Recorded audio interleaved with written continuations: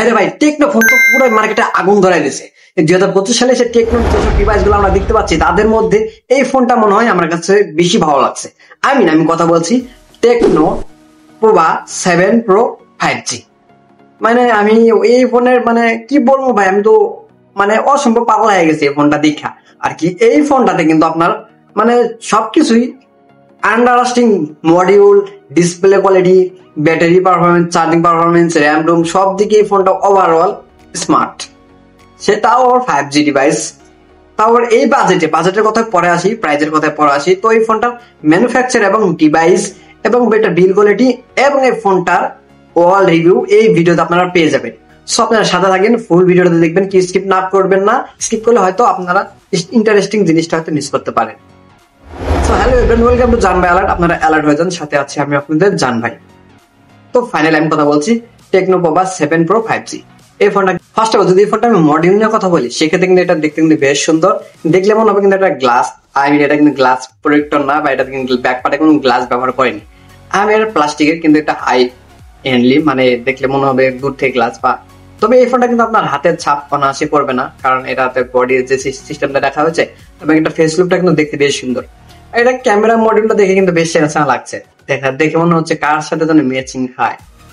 তো যাই হোক, বাদ দিয়ে এসব কথা, এই ফোনটার বডি থিকনেস হচ্ছে আপনার 8.1 mm ফোনটার বডি থিকনেস, এবং ওজনটা কিন্তু বেশ 195 গ্রাম ওজন, যেটা আমার কাছে ঠিকঠাক লাগছে।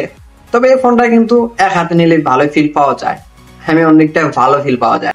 এই ফোনটা ডিসপ্লে সেকশন আপনারা পাচ্ছেন 6.78 ইঞ্চি অ্যামোলেড প্যানেল, যেটা 1.5 বিলিয়ন কালারিং সাপোর্টেড। এই ফোনটা আপনারা পাবেন এবং FHD+ সাপোর্টেড। এবং এই ফোনটাতে কিন্তু তারা বলছে যে এটা কিন্তু একটা বেস্ট ডিসপ্লে, অনেকটা ভালো ডিসপ্লে। তবে এই ফোনটাতে কিন্তু আপনার ব্রাইটনেস হচ্ছে আপনার 45 নিটস ব্রাইটনেস, যেটা আউটডোর এবং ইনডোর প্যারা খেতে হবে না। তবে সেই ক্ষেত্রে সানলাইটে গেলে কিছুটা আপনার কম স্ট্রাগল মনে হলেও আমার কাছে অনেকটাই ঠিকঠাকই লাগছে। তবে এই ফোনটা কিন্তু আপনার 144 GHz এর ডিসপ্লে রিফ্রেশ রেট, যেটা কিন্তু আপনার সব অ্যাপস এর ক্ষেত্রে আপনারা পাবেন না। কিছু কিছু ক্ষেত্রে আপনারা 144 GHz ডিসপ্লে রিফ্রেশ রেট আপনারা পাবেন, যেমন সিমিলার যেগুলো অ্যাপস রয়েছে, ইউটিউব, আদার ওএস যেগুলো সিমিলার অ্যাপ, সেক্ষেত্রে কিন্তু আপনারা ওইগুলো অ্যাপস থেকে আপনারা 144 GHz ডিসপ্লে রিফ্রেশ রেট পাবেন। আর বাকি যেগুলো অ্যাপস যেগুলো হাই মানে পারফরমেন্স দেয়, সেগুলো কিন্তু আপনার 90 Hz এবং 120 Hz পুশ করতে পারছে।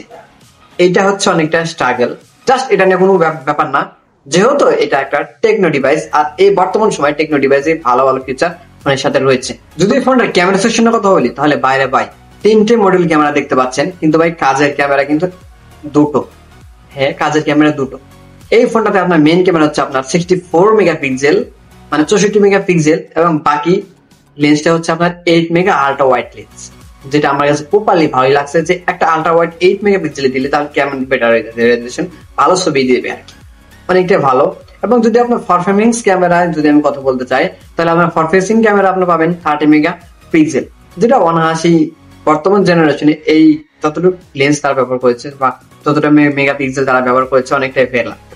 যদি এই ফোনটার ওয়াটার রেজিস্ট্যান্সের কথা বলি, তাহলে সেই ক্ষেত্রে আপনারা পাবেন IP64 এর ওয়াটার রেজিস্ট্যান্স নয়, যেটা হচ্ছে ডাস্ট প্রুফ, যেটা ধুলো লাগলে, হালকা পানি ছিটে লাগলে সেক্ষেত্রে কিন্তু হবে কিছু প্রবলেম হবে না।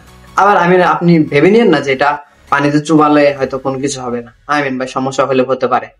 যেহেতু এটা IP64 ওয়াটার রেজিস্ট্যান্স, সেক্ষেত্রে আমি এটাকে পানিতে চুবানোর সাজেস্ট আমি নাই বলবো, এটাই কাজটা করবেন না আর কি।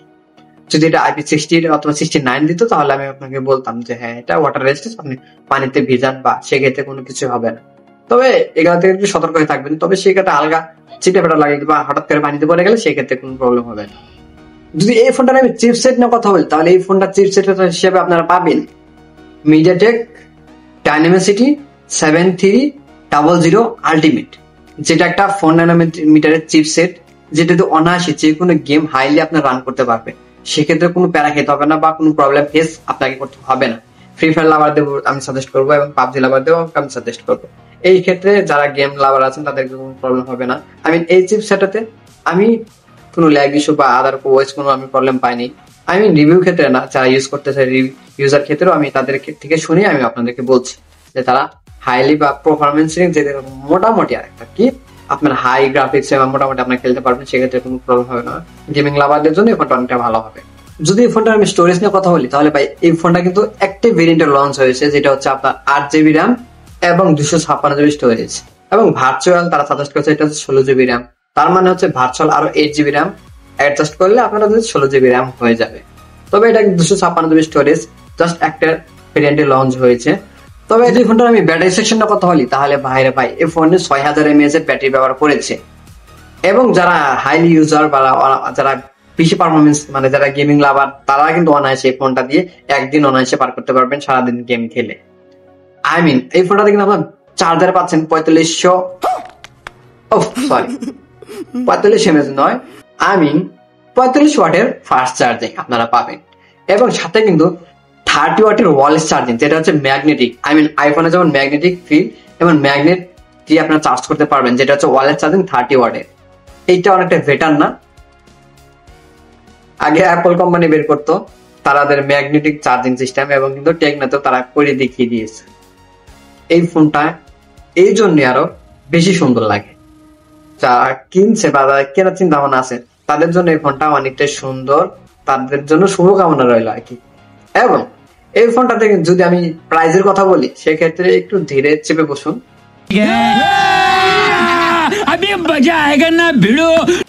মানে অনেকে আছে তাদের লুঙ্গি খুলে যেতে পারে। আমি ভয়ের কোনো কারণ নেই। যাদের বাজেট হচ্ছে আপনার 30+ অর্থাৎ 35 কাছাকাছি, তারা এদের জন্য এই ফোনটা বেটার। তার মানে হচ্ছে এই ফোনটার প্রাইস হচ্ছে আপনার 34,999 টাকা, তার মানে একটা কম 35,000 টাকা। এই টাকার বাজেটে আপনাদের সামর্থ্য আশেপাশে থাকে তাহলে এই ফোনটা আপনারা কিনতে পারবেন, এই ডিভাইসটা আপনি নিতে পারেন। তবে এই ফোনটা কিন্তু সব দিকে ওভারঅল আমার কাছে ঠিকঠাকই লাগছে। এই প্রাইস পয়েন্টে ডিসপ্লে সেকশন বলেন, স্টোরেজ টাইপ, র্যাম রুম, সব দিকে ক্যামেরা সেকশন, আদারওয়াইজ সব দিকেই আমার কাছে ঠিকঠাকই লাগছে। তবে আপনাদের কেমন লাগছে অবশ্যই কমেন্ট বক্সে বলে যাবেন, আই মিন কমেন্টে লিখতে ভুলবেন না। সো ভিডিওটি ভালো লাগলে লাইক করবেন, চ্যানেল নতুন হলে সাবস্ক্রাইব করবেন, আর টেকনো লাভার অবশ্যই কমেন্ট বক্সে সাড়া দিবেন। সো আপনারা ভালো থাকবেন, সুস্থ থাকবেন, দেখা হবে নেক্সট কোনো ভিডিওতে নতুন কোনো স্মার্টফোন রিভিউ নিয়ে। So tata.